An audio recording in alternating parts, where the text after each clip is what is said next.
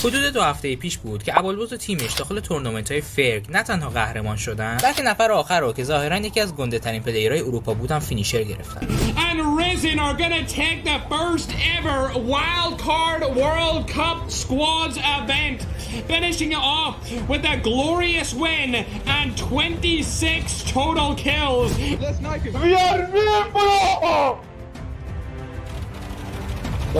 وایسا بیام دیپ بزنم. One shot, knife. He's a don't shoot. What about that?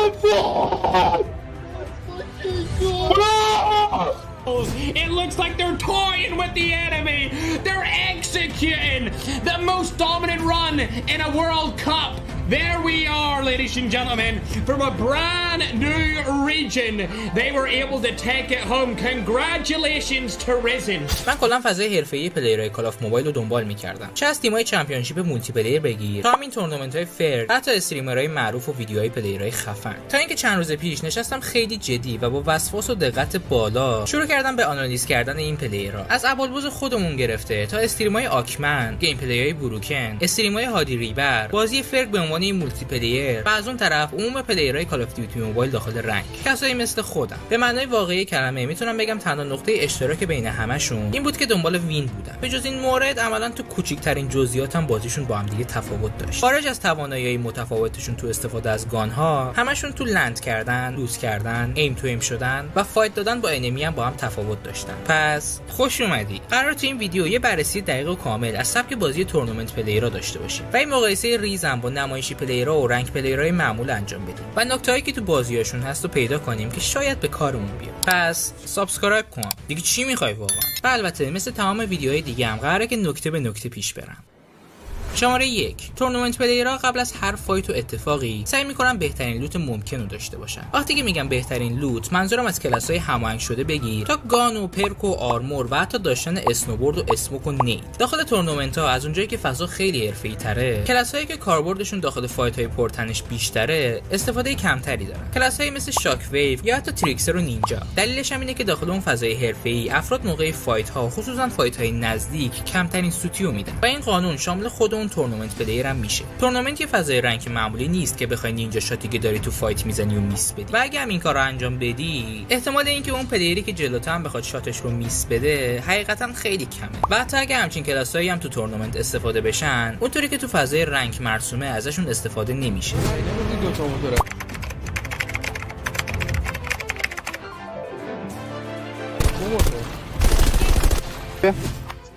توش هم کجا بود؟ داشت بود.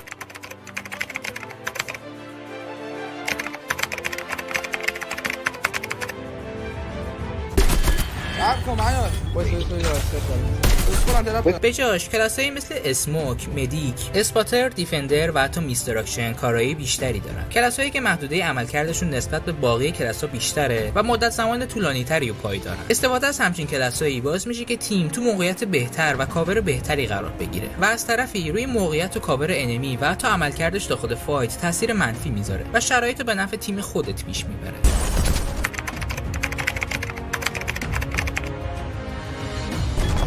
درکم یکی من زدم.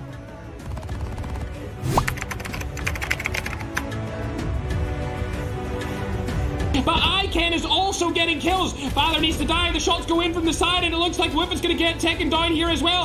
And Low-Tex's team are collapsing. No, they collapsed at the end. از بحث کلاس‌ها که بگذریم، میرسیم به گانا و لوت‌ها. کل اسکواد روی همدیگه 8 تا گان دارن که تو اکثر اسکوادها حتما یه استمارز و یه اسنایپر وجود داره. داخل تورنمنت‌ها همه افراد سعی میکنن گانیو بردارن که از همه نظر عالی باشه و تا زمانی که اون گانو پیدا نکنن، سعی میکنن از فایت دادن دوری کنن.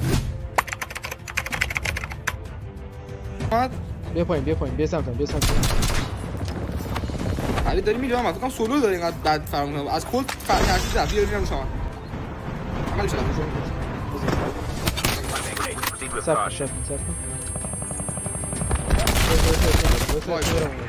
بنازم. به طور کلی گانایی مثل AK-117 و MG42 بیشترین استفاده رو دارن. بعد از اونها فنک، کیلو، اودن و اسنایپر و شاتگان ها که خب این دسته دوم به اینکه تورنمنتی که پلیر داره بازی میکنه اوتو ریوایو هست یا نیست هم بستگی داره. و البته پر استفاده ترین گانی که تو تمام تورنمنت ها دیدم AK-117 است. علت استفاده از این گانا هم تا حد زیادی به خاطر اینه که اکثر افراد سعی میکنن داخل رنج فایت بدن، چون تو فایت های رنج فرصت برای دوباره کاور گرفتن و عوض کردن موقعیت و HP گرفتن دوباره پلیر وجود داره، در حالی که فایت های رو در رو نزدیک تو کسری از ثانیه رخ میده.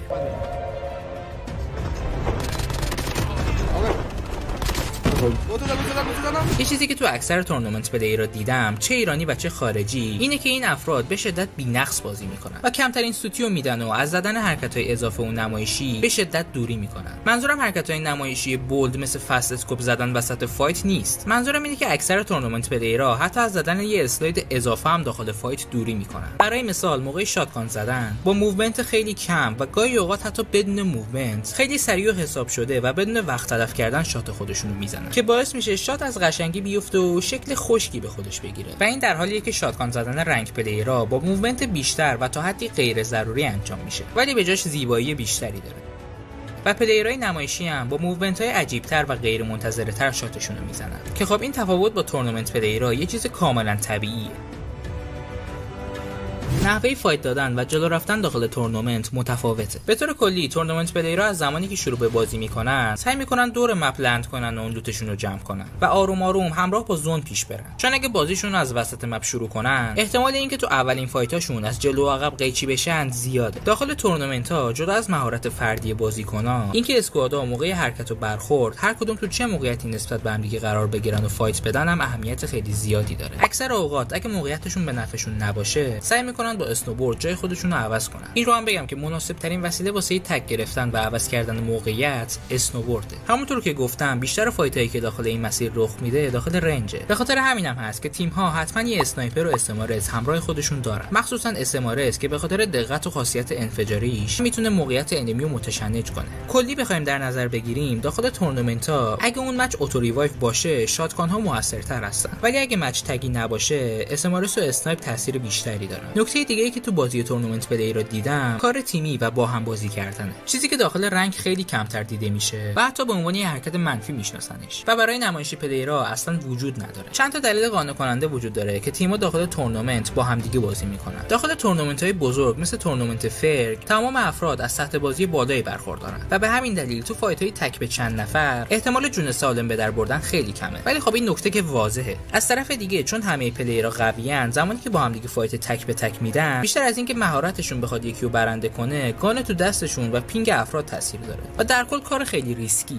از یه سمت دیگه هم تک شدن اعضای تیم به شدت برای اسکواد مضره. میتونم بگم از هر چیز دیگه‌ای مضرتره، چون اعضای تیم مجبور میشن بخشی از تمرکز و استراتژی حرکتیشون رو برای گرفتن تگ یار و ریوایو کردنش عوض کنن و تحت تاثیر قرار بدن. از طرفی رفتن به سمت جای انمی و گرفتن تگ میتونه ریسک باشه. به خاطر همین اعضای تیم همیشه سعی میکنن با همدیگه حرکت کنن و البته با همدیگه فایت بدن که بتونن همدیگه رو کاور کنن و قدرت مقابله با اسکواد کامل رو هم داشته باشن و اگه هم کار به تگ گرفتن کشید چندان به مشکل نخورن. و نکته آخر، اعتماد به نفس و آرامش موقع بازی کردن. یه چیزی که تو اکثر اسکوادهای موفق تورنمنت پلیر دیدم اعتماد به نفس و روحیه است. منظورم این نیست که تیم انقدر اعتماد به نفس داشته باشه که بخواد انمی‌ها رو دست کم بگیره، بلکه منظورم اینه که به خودش اعتماد داشته باشه. این نکته‌ای که میگم هم مربوط به تورنمنت پلیراست و هم عموم پلیرها، و اونم اینه که هیچ انمی رو برای خودتون گنده و هیولا نکنید. نه اینکه دست کم بگیریدشون، بلکه به همه به چشم پلیر نگاه کنید. اگه این کارو انجام بدید باعث میشه که بتونید با آرامش بیشتری بازی کنید و عملکرد بهتری از خودتون ارائه بدین. زمانی که اسکوادای موفق و داخل تورنمنت میبینم همشون در حین بازی کردن هم بازی رو جدی گرفتن و هم نسبت به بازی خودشون مطمئن بودن و با آرامش و اعتماد به نفس بازی میکردن. بعض رو در رو شدن با پلیرهای دیگه نمیترسیدن، حتی با اینکه میدونستان تمام افرادی که دارن مقابلشون بازی میکنن از پلیرهای حرفه‌ای دنیا. در نتیجه اعتماد به نفس داشتن به خودت و تیمت نه تنها داخل بازی‌های تورنمنت به شدت مهمه، بلکه برای همه پلیرها این موضوع اعتماد به نفس به گیم خودت و ریلکس برخورد کردن با موقعیت‌ها باعث میشه که عملکرد بهتری از خودتون نشون بدین. و خب اینم از این ویدیو. امیدوارم که ازش لذت برده باشین و اگه دوست داشتین سبک بازی پلیرهای دیگر رو هم آنالیز کنم حتما تو کامنت ها بهم بگید. یاد نره که ویدیو رو لایک کنی و چنل رو سابسکرایب کنی و تا ویدیو بعدی فعلا.